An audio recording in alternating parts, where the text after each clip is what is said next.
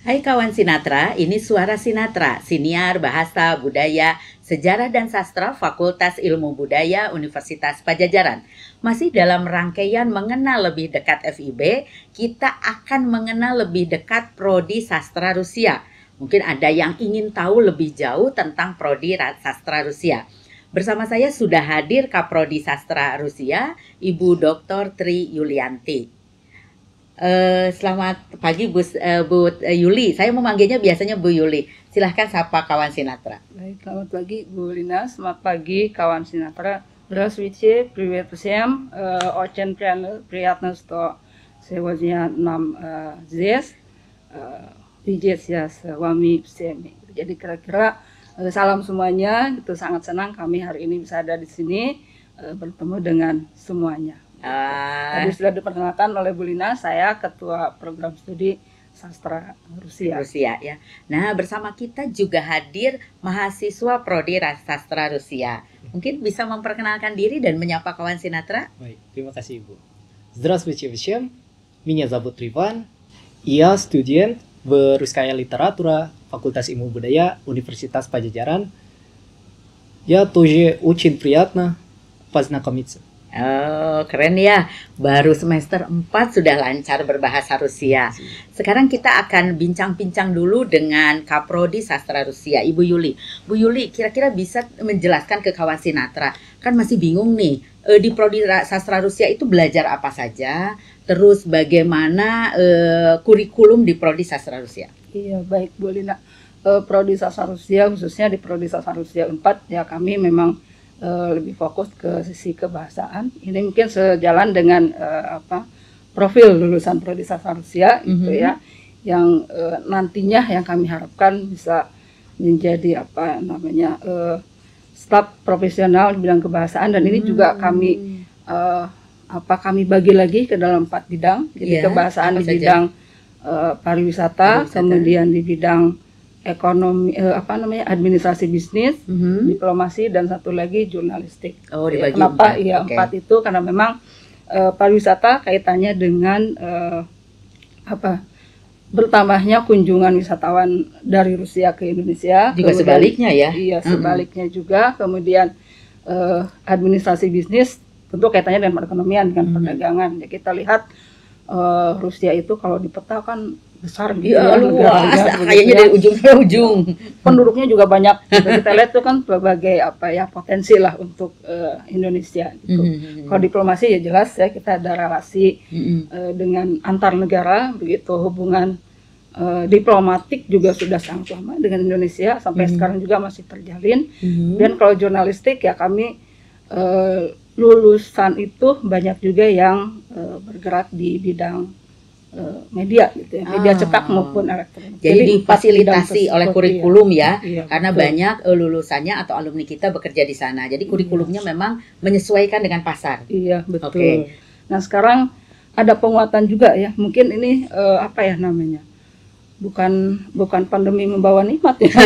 Pandemi membawa hikmah mungkin ya. Sekarang kita terbiasa dengan pertemuan virtual, ya, dengan pembelajaran daring, jarak gitu jauh ya. Jadi kita lebih mudah ini dalam artian untuk berkomunikasi, untuk berrelasi dengan native speaker, mungkinlah ya, dosen dari Rusia langsung Rusia ya. langsung kita sangat mudah sekarang beberapa kuliah bisa ada dosen tamu.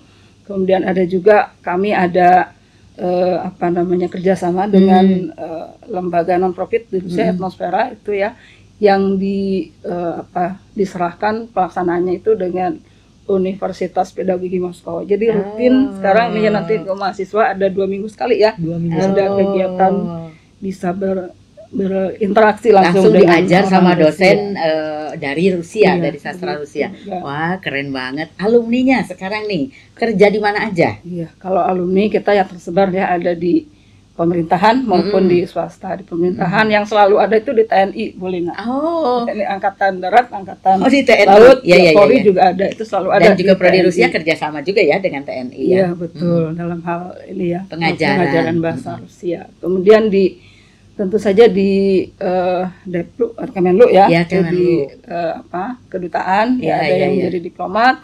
Dan kalau yang baru-baru biasanya menjadi apa namanya staf lokal ya, di KBRI. Di KBRI.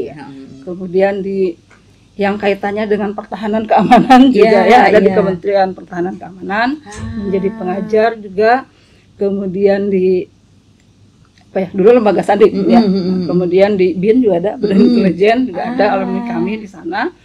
Kemudian kalau yang di pemerintahan di Bea Cukai ada, dan yang lainnya tersebar di perbankan ada. Kemudian yang banyak juga tadi di bidang media. Media ya, wah keren ya, Prodi Sastra Rusia. Nah kita sebelum ke mahasiswa satu lagi deh buat Bu Yuli. Kan Prodi Sastra Rusia itu tidak banyak ya di Indonesia, di universitas-universitas. Nah, ada di mana saja dan apa bedanya dengan universitas sejenis di Prodi ini?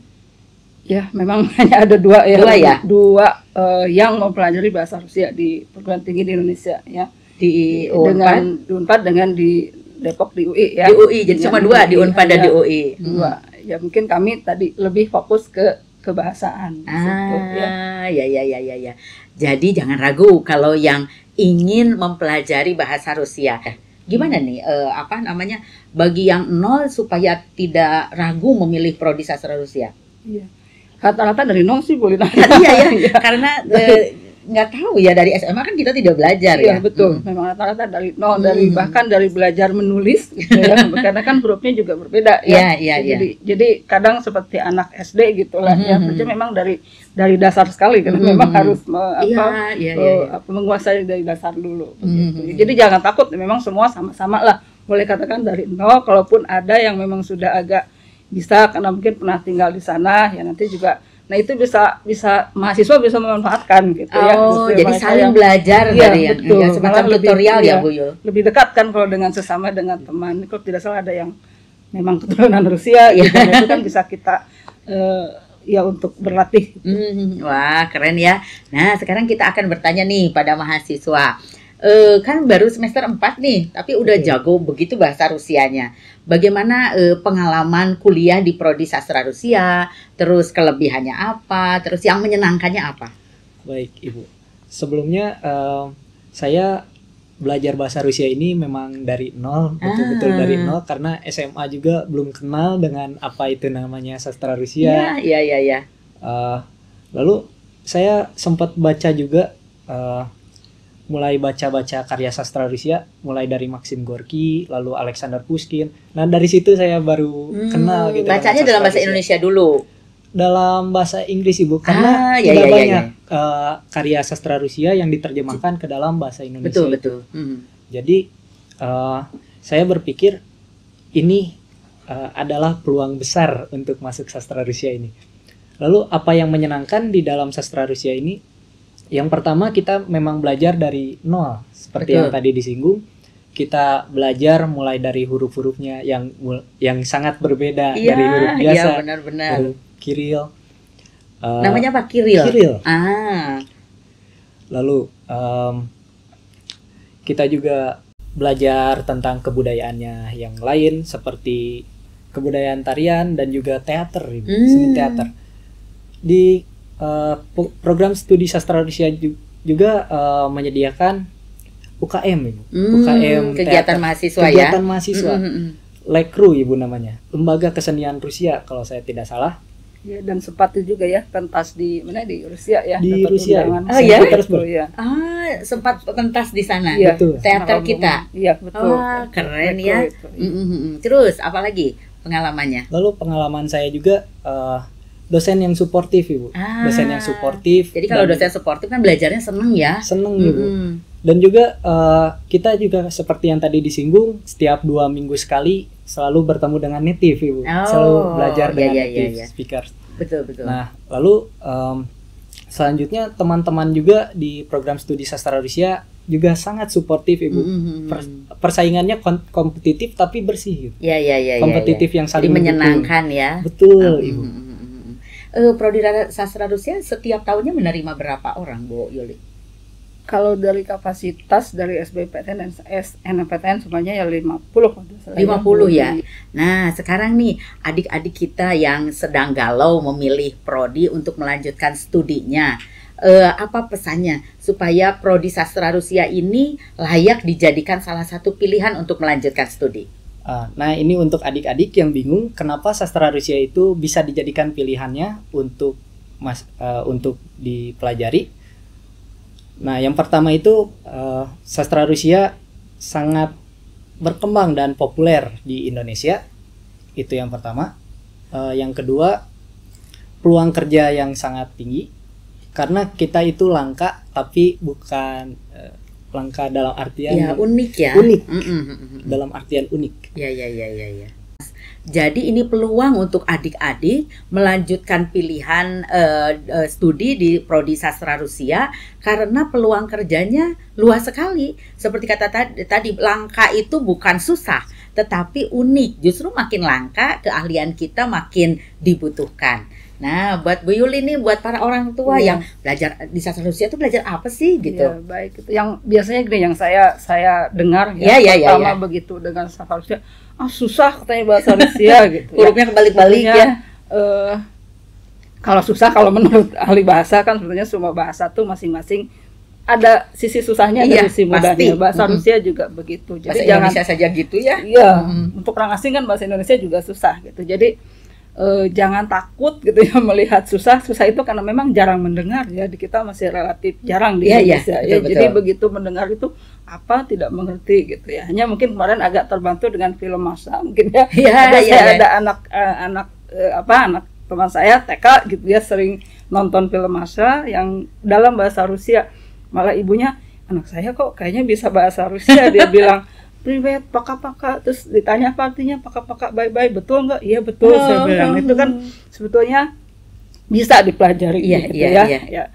Karena kan bahasa itu perlu pembiasaan, makanya tadi juga ada sekarang ada native speaker 2 minggu sekali dan sebagainya. Jadi terbiasa gitu nanti untuk berkomunikasi langsung dengan native gitu.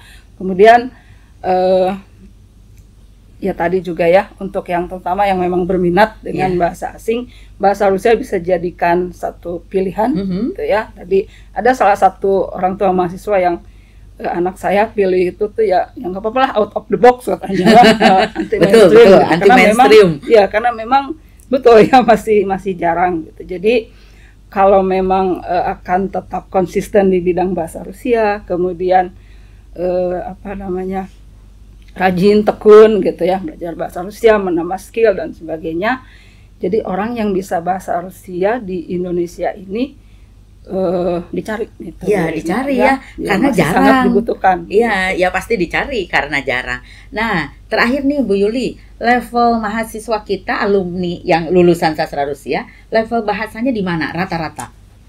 Kalau untuk pengukuran sendiri memang baru diterapkan di kurikulum yang baru. Ya, kurikulum yang baru sudah diterapkan ya. Iya, di level A2 gitu ya. A2. Paling tidak untuk untuk pemerintahan lah itu bisa diakui. Sepengetahuan saya mungkin hanya ada di Prodi Sastra Rusia Unpad gitu ya. Kami ada 2 fasilitas pembelajaran bahasa Rusia. Yang satu itu Russian Corner. Di sana terdapat koleksi buku-buku bahasa Rusia gitu ya. Lengkap. Bagus pokoknya dari tampilan fisiknya juga sangat bagus gitu ya. Itu dulu kerjasama dengan satu lembaga juga, Ruskinir ya, ada saya berapa banyak bukunya, tapi banyak lah, ada 4 lemari yang gitu ya, bagus-bagus, ada karya sastra, ada buku belajar bahasa Rusia, di situ koleksinya cukup banyak. Kemudian satu lagi Russian Center, kalau itu kerjasama kami juga dengan satu lembaga non-profit, Etnosfera, yang tadi sudah saya sampaikan. Nah, itu juga menghibahkan peralatan elektronik, ya, komputer, kemudian laptop, jadi itu bisa digunakan mahasiswa untuk pembelajaran. Jadi jangan ragu lagi, kalau yang ingin melanjutkan studi di sastra Rusia, tadi kita sudah dengar penjelasannya bahwa Prodi Sastra Rusia mempelajari bukan hanya bahasa, tetapi semuanya termasuk juga pariwisata dan ekonomi. Nah, jadi jangan salah, jadikan pilihan Prodi Sastra Rusia untuk studi lanjut adik-adik semua. Terima kasih untuk perhatian, mudah-mudahan menambah wawasan dan pemahaman tentang Prodi Sastra Rusia. Paka-paka. Paka-paka. Paka-paka.